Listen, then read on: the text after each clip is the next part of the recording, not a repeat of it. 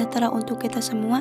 Perkenalkan, nama saya Sheila Salsa Foja Sri Fandris dari kelas manajemen 1B dengan NVM 22110041 STIE Yasa Anggana. Dalam kesempatan kali ini, saya akan mempresentasikan beberapa contoh perusahaan yang berhasil dan gagal dalam mengimplementasikan konsep manajemen bisnis. Yang pertama, saya akan memberikan beberapa contoh perusahaan yang berhasil dalam mengimplementasikan konsep manajemen bisnis. Contoh perusahaan yang pertama adalah Susi Air PT Asia Fuji Astuti Aviation. Susi Fuji Astuti adalah seorang wanita gigih dan sukses yang berhasil menjadi Menteri Kelautan dan Perikanan di Kabinet Kerja Presiden Joko Widodo. Bisnis Susi sempat mengalami kendala saat berniat mengajukan pinjaman dana ke bank demi bisa membuat pesawat yang diberi nama Susi Air guna mempermudah dia mengakomodir kebutuhan pengiriman ikan. Namun di tengah musibah tsunami Aceh, Susi justru memperlihatkan ketulusannya dengan memberi bantuan pinjaman pesawat guna membantu pengiriman bala bantuan. Sejak saat itu, dia mendapatkan cukup banyak permintaan dari LSM di dalam dan di luar negeri. Nama dan reputasi Susi Air pun semakin dikenal banyak pemilik bisnis perikanan. Kesimpulannya, perusahaan Susi Air menjadi sukses karena berhasil mengimplementasikan fungsi manajemen organizing atau pembagian sumber daya, karena PT Asia Fuji Astuti Aviation berhasil memanfaatkan sumber daya yang ada di tengah sumber dana yang minim di awal perintisannya.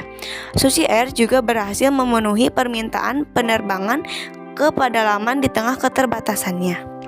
Yang kedua, perusahaan Scarlett Whitening. Nama Scarlett Whitening sudah sangat dikenal masyarakat. Selain karena kualitas produknya, brand asli Indonesia tersebut semakin dikenal berkat sosok di balik kesuksesannya. Scarlett Whitening adalah seorang artis papan atas yang bernama Felicia Angelista. Feli meluncurkan berbagai produk skincare bernama Scarlett Whitening di tahun 2017 dengan menghadirkan sederet perawatan kulit untuk wajah atau skincare untuk tubuh atau body care hingga untuk rambut hair care. Berikut juga terdapat beberapa strategi bisnis Scarlett Whitening. Strategi yang pertama, kerjasama dengan influencer. Yang kedua, gandeng sederet artis ternama. Yang ketiga, tunjuk artis Korea sebagai brand ambassador. Yang keempat, hadirkan berbagai inovasi. Yang kelima, promosi secara online. Yang keenam, konten pemasaran yang menarik. Yang ketujuh, perluas pasar dengan omnichannel marketing. Yang kedelapan, jangkau lebih banyak pelanggan dengan reseller. Yang kesembilan, tak ragu memberikan diskon. Dan yang terakhir, kualitas dan keamanan produknya terjamin. Kesimpulannya, Scarlett Whitening berhasil mengimplementasikan fungsi-fungsi manajemen dengan baik, terutama planning atau merencanakan, serta organizing atau pembagian sumber daya. Felicia selaku owner berhasil merencanakan bisnisnya dengan matang dengan merencanakan produk kosmetik yang berkualitas serta memasarkan dengan teknik pemasaran yang variatif serta inovatif yang membuat masyarakat tertarik membeli produk tersebut. Felicia juga berhasil mengorganising sumber daya yang ada. Dia memanfaatkan reseller yang banyak serta merekrut bintang K-pop serta aktor bintang K-drama dari Korea yang membuat brand ini semakin populer. Ketiga, PT Indomaret. Indomaret merupakan gerai minimarket yang dibuat dengan sistem Perancis oleh anak perusahaan Salim Group sejak tahun 1988 sampai tahun 2022 saat ini. Penerus Indomaret adalah salah satu putra dari Soedono Salim yang bernama Antoni Salim, lahir di Kudus pada tanggal 25 Oktober 1945. Kesimpulan dari PT Indomaret ini adalah sukses besar Indomaret merupakan bentuk keberhasilan dalam mengimplementasikan fungsi-fungsi manajemen.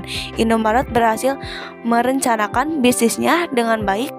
Mereka berhasil menjadi pelopor bisnis waralaba di Indonesia. Selain itu, Indomaret juga berhasil memanfaatkan sumber daya yang ada dengan konsep waralaba yang juga bermitra dengan usaha perseorangan, badan usaha, serta koperasi. Indomaret juga berhasil mengimplementasikan dalam hal pengarahan serta pengendalian disertai dengan inovasi-inovasi bisnis yang mereka lakukan. Yang keempat, perusahaan Tesla Inc.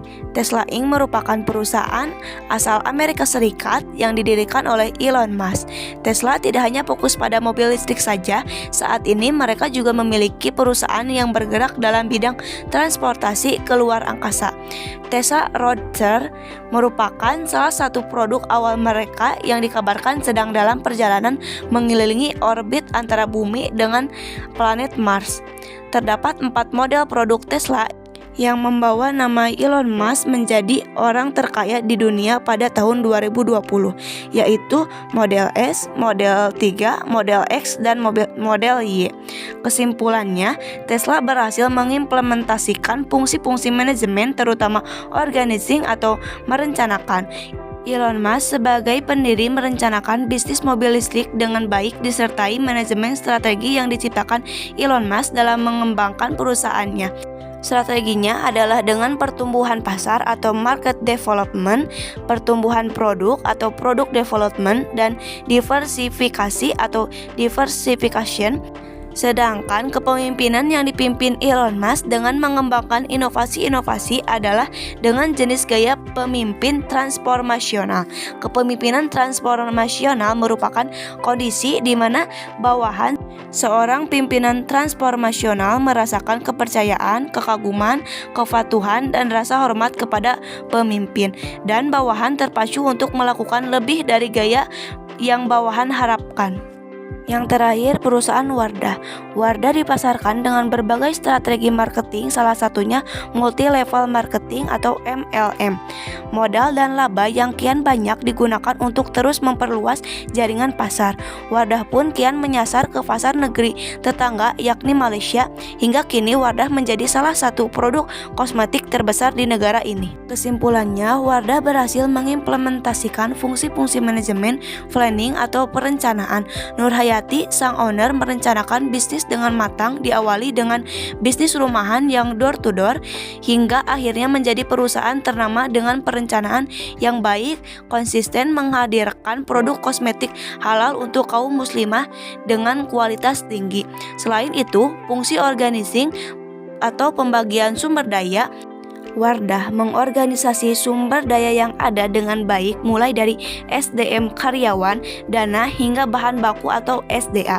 Fungsi attitude atau pengarahan juga dijalankan dengan baik oleh sang owner, mengarahkan bisnisnya hingga mempunyai retail yang banyak dengan berbagai teknik pemasaran, salah satunya multi-level marketing yang membuat produknya besar di pasar. Si controlling atau pengendalian juga dijalankannya dengan baik. Perusahaan kosmetik mereka sempat hampir bangkrut karena kebakaran pabrik. Namun sang owner menjalankan pengendalian dengan baik. Beliau bangkit dan dengan dana terbatas dari tabungan suaminya, serta tetap konsisten menggaji karyawannya dengan baik saat itu. Yang kedua, saya akan memberikan beberapa contoh perusahaan yang gagal dalam mengimplementasikan konsep manajemen bisnis. Contoh yang pertama yaitu perusahaan Motorola. Motorola merupakan perusahaan yang telah lama bangkrut di bisnis telepon seluler. Sayangnya, Motorola terlalu lambat dalam merilis versi-versi terbaru dari smartphone yang diproduksinya. Kala itu, iPhone dan BlackBerry berhasil mengungguli persaingan penjualan untuk smartphone. Dalam persaingannya, Motorola terlalu fokus pada bentuk fisik smartphone yang dirilis dibandingkan dengan keinginan para konsumen. Jadi kesimpulannya, perusahaan Motorola menjadi bangkrut karena gagal mengimplementasikan fungsi manajemen planning atau perencanaan, dalam hal ini terutama perencanaan produk. Perusahaan Motorola lebih memilih pengembangan estetika produk dibandingkan dengan teknologi dari produk itu sendiri, seperti yang dilakukan oleh iPhone dan BlackBerry yang lebih memilih perencanaan dalam pengembangan produk. Secara teknologi ini membuat Motorola kalah saing di pasar hingga bangkrut dan dijual. Yang kedua, PT Sariwangi. PT Sariwangi Agriculture Estate Agency atau SAEA dan PT Maskapai Perkebunan Indorup Sumber Wadung atau VMPLSW yang dinyatakan valid. Perusahaan teh ini bangkrut lantaran terlilit utang total sekitar 1,5 triliun rupiah kepada sejumlah bank. Perusahaan tersebut tak bisa bayar utang karena gagal saat investasi untuk meningkatkan produksi perkebunan. Kesimpulannya, PT Sariwangi gagal dikarenakan mereka tidak berhasil mengimplementasikan fungsi manajemen controlling atau pengendalian. Dalam hal ini, pengendalian keuangan. PT Sariwangi terlilit utang yang cukup tinggi hingga gagal membayar, membuat mereka dinyatakan valid oleh pengadilan. Yang ketiga, perusahaan 7-Eleven. Pada tanggal 30 Juni 2017, 7-Eleven resmi menutup karena beberapa alasan. Salah satunya adalah keterbatasan sumber daya yang memiliki perseroan dalam menunjang kegiatan operasional toko. Di sini juga terdapat 4 penyebab tutupnya bisnis 7-Eleven di Indonesia. Yang pertama, tutupnya bisnis ekspansi secara cepat dan agresif. Yang kedua, tutupnya bisnis biaya operasional berlebih. Yang ketiga, pembengkakan laporan keuangan. Dan yang terakhir, daya beli yang menurun. Jadi, kesimpulannya perusahaan 7-Eleven kurang mengimplementasikan konsep manajemen planning atau perencanaan dengan baik. 7-Eleven kurang memiliki rencana bisnis yang tepat, bahkan Faairiangga Hartanto selaku Menteri Ekonomi saat ini menilai 7-Eleven terlalu agresif dalam awal bisnisnya. Selain itu, konsep manajemen yang tidak terlalu kuat membuat rencana bisnis tidak sesuai dengan yang diinginkan. Yang keempat, perusahaan Merpati Airlines. Merpati memiliki utang yang sangat besar ke sejumlah pihak yang jumlahnya lebih dari 6,7 triliun rupiah, sebesar 75% diantaranya kepada pemerintah dan BUMN, seperti Pertamina dan Angkasa Pura, serta Bank Mandiri. Tengku Burhanuddin menilai masalah bangkrutnya Merpati berasal dari silih bergantinya jajaran direksi dalam manajemen.